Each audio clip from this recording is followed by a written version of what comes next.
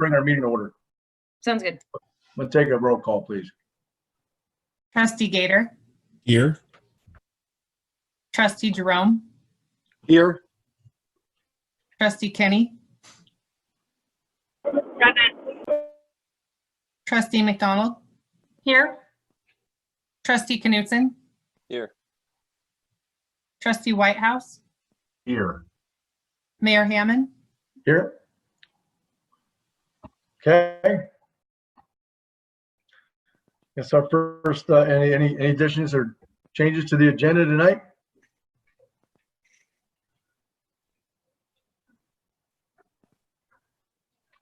Other than we don't have the fire department, right? This special meeting, we open it up to public comment for non-agenda items. Brad, No? I don't believe so. It's a special meeting. So Brad, could you speak to that, or Crystal? I can. Oops. Hold on, if I can get there.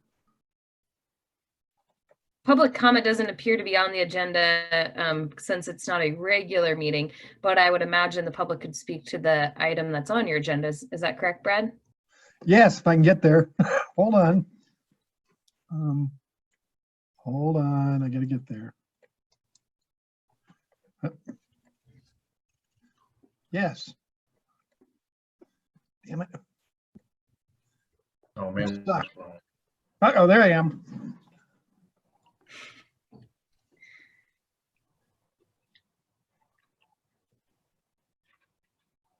That is, sorry about that. That's correct. I don't think you need public comment because our agenda is based on just the things that are on the agenda. Sorry about that. I was having Zoom issues.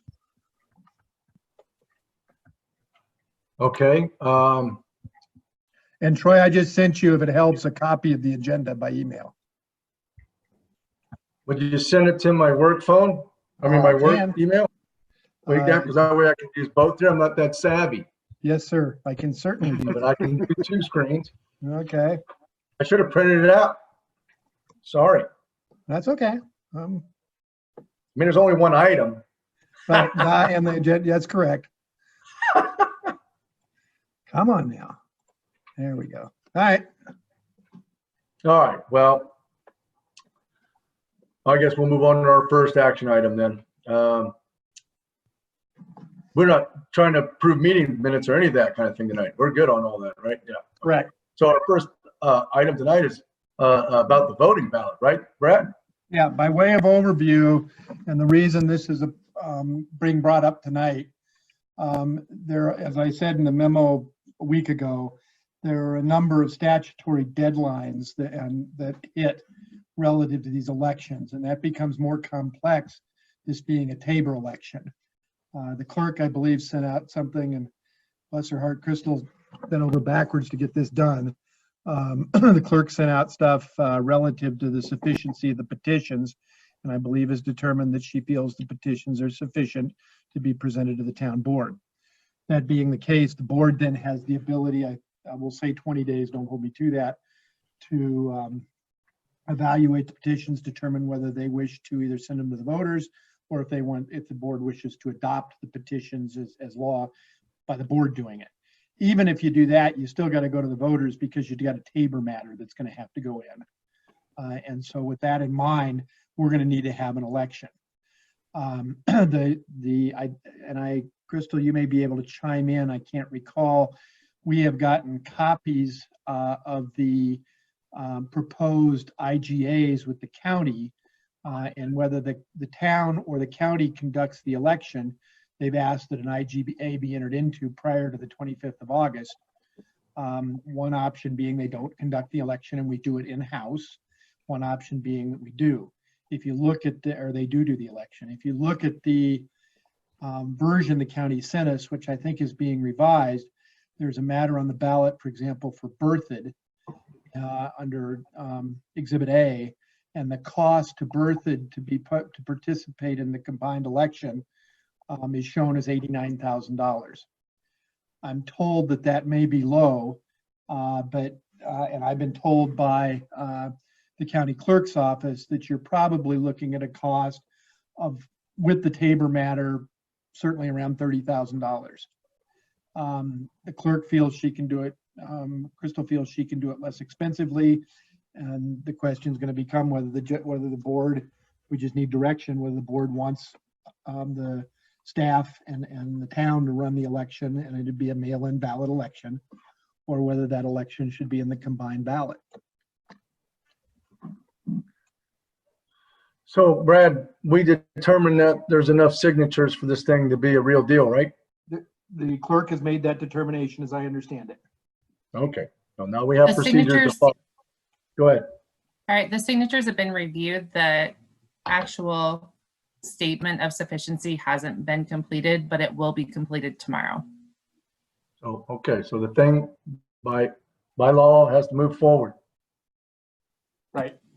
Yes, Okay, sir. so it's up to us whether or not we want to put it on the county ballot, or are we going to put it on our own special ballot? That's the question. Is that the question? That is the question. And now our held up now at this point, our question now is the cost. That's the primary issue. And do we know the cost? Well, we don't. The cost could vary.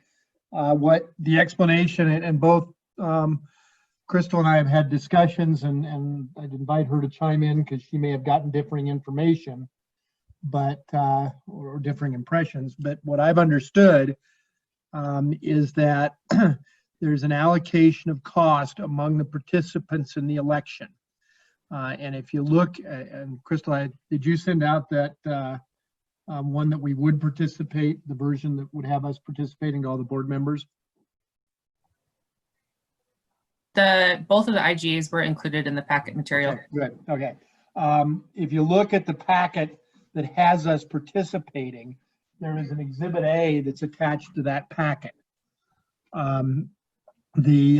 That Exhibit A shows the allocation that the county would have, and I think it's an error, but I think they're going to modify this.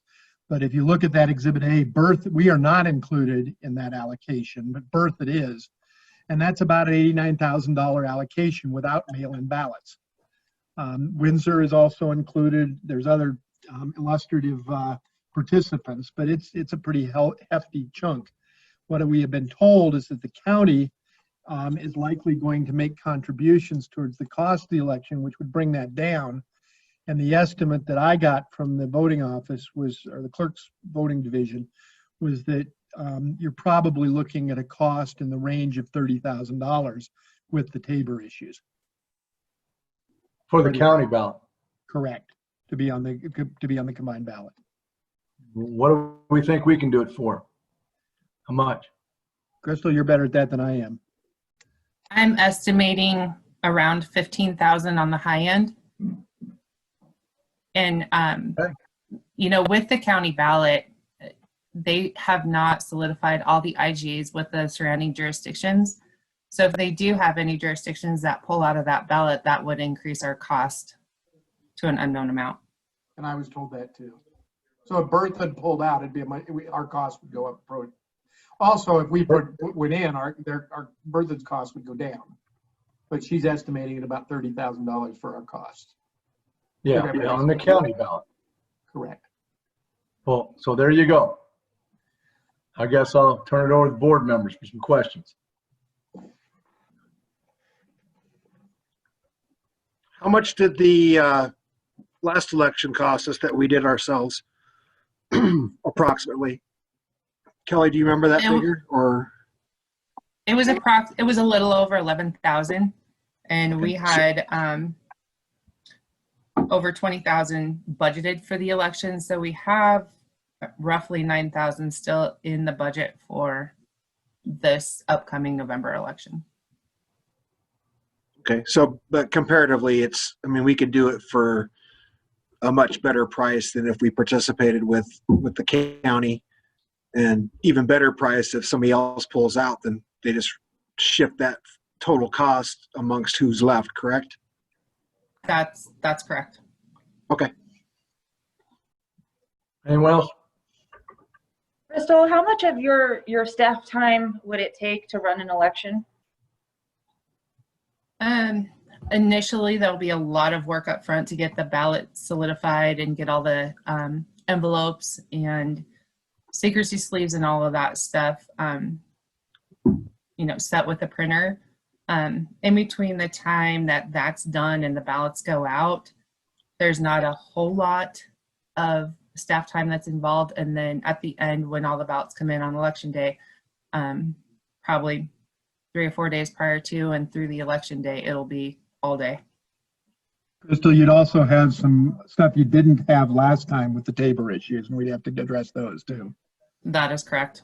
We have to send out notices on TABOR comments prior to that as well. Can somebody clarify what it means to have a TABOR ballot initiative as opposed to a non-TABOR ballot issue?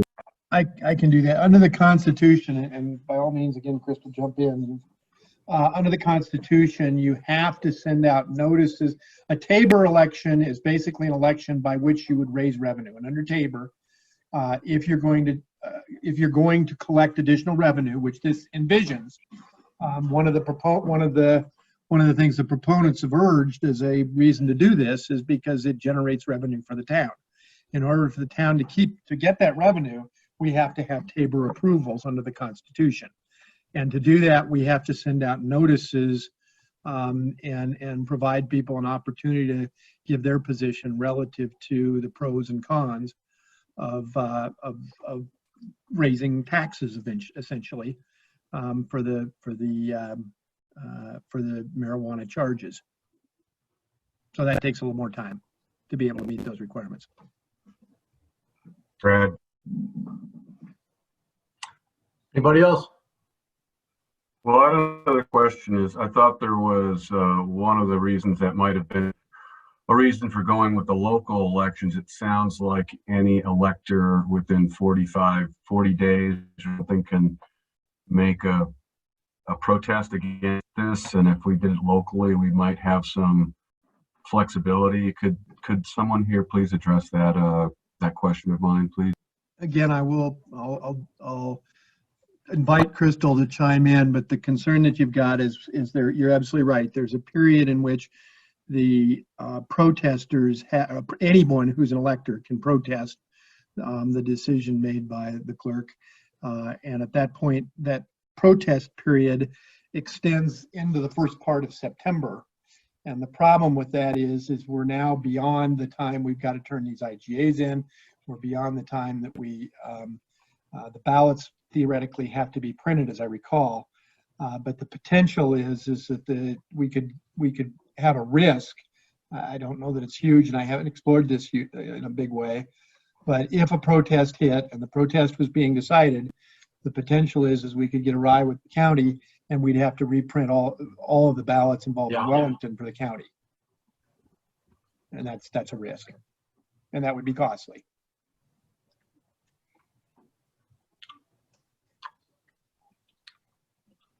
Anyone else? So I guess on my standpoint, the concern that I have is this is a fairly important issue. We already have a major election going on. So just my concern if it's going to cause issues or we're going to see less turnout, having multiple ballots going out to people or create confusion. And I'm not sure, I don't know a good answer to that. At the same time, I don't like the idea of spending 3 times more at the minimum to run an election. But that is my concern. This is a pretty big issue to be decided, and it is a little concerning that we'd have to run that as a completely separate election that people may not be expecting.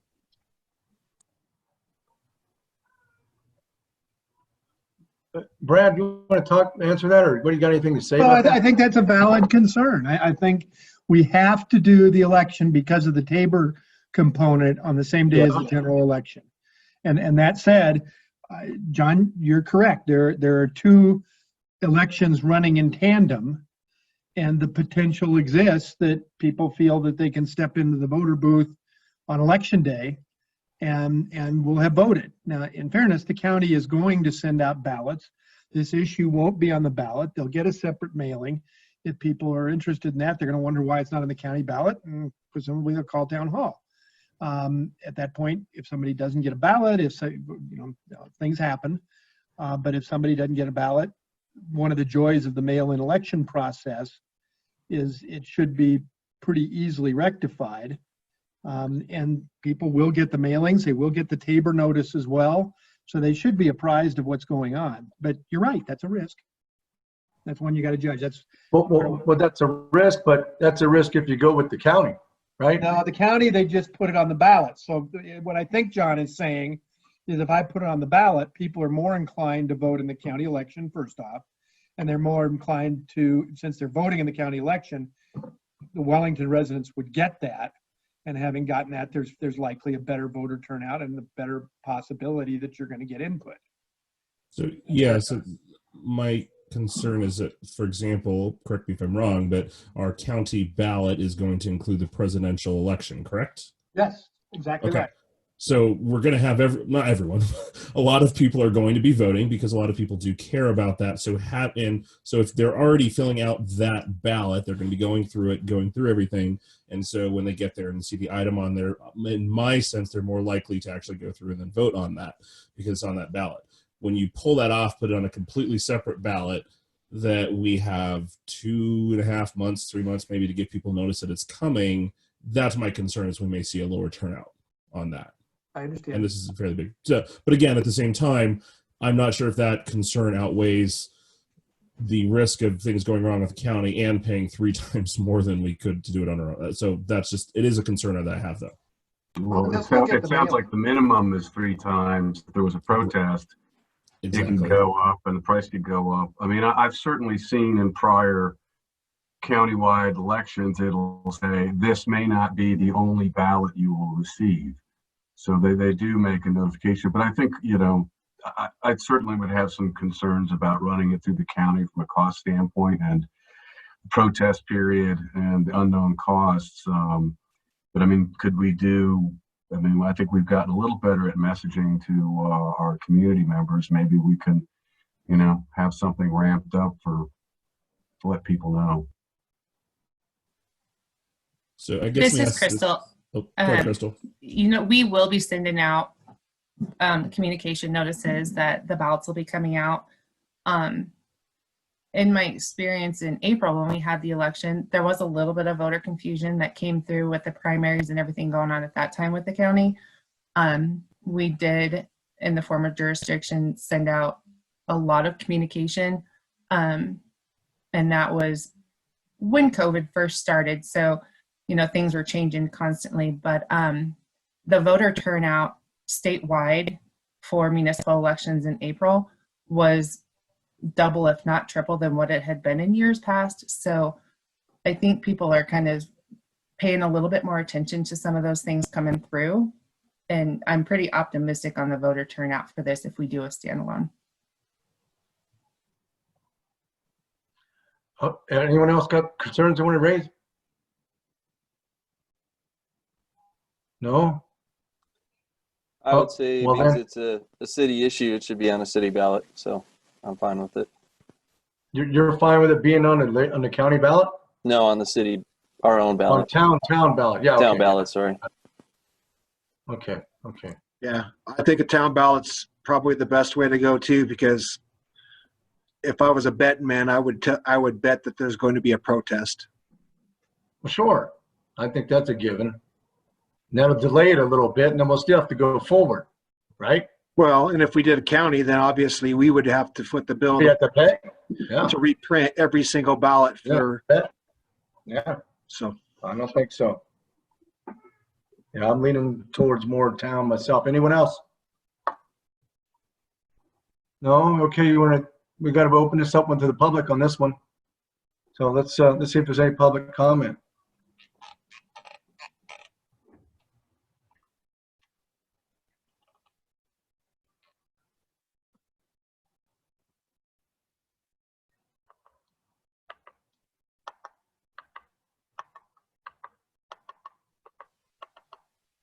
Mr. Mayor, I don't see any public comment at this time. Okay, we'll bring it back to the board. I guess now we're going to entertain a vote here, or a We motion. need I a mean. motion to approve Yeah. the IGA with the county to authorize the town coordinating, or the town carrying on the election as opposed to a coordinated election. So you just need to authorize. Anybody want to that. take on that motion?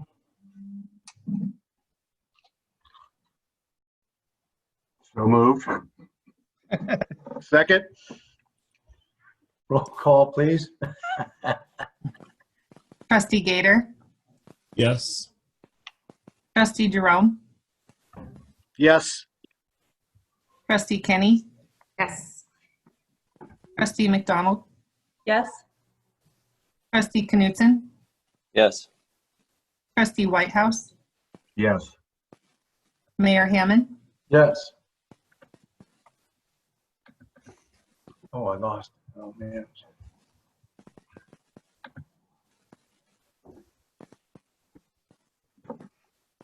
Okay. I got 6:24. Looks like we have an executive session. Brad, do you want to explain the executive session? Yes, should be as set forth in the agenda. The executive session would be for the purpose of having conferences with negotiators for the board as allowed pursuant to 24-6-402-4E1 for the purpose of determining positions relative to matters that may be subject to negotiations and developing strategy for negotiation and instructing those negotiators relative to matters involving the Poudre R-1 School District and the construction of the new high school and development agreements related to the new high school. Those meetings, because they're not attorney-client matters, would be recorded, and as required by C.R.S. 24-6-402-2D.5, the executive session proceedings would be electronically recorded, with the record being preserved for 90 days through November 9, 2020. Okay. Now I need a roll call to put us in executive session, right? That Can I get a roll call, please? Oh, I make a motion. We got a motion. It. Let me get a second. You got to move it. Yeah. Make a okay, motion. Sorry. We need a second. Second. Now we do a roll call. Trustee Gator, Yes. Trustee Jerome, Yes. Trustee Kenny,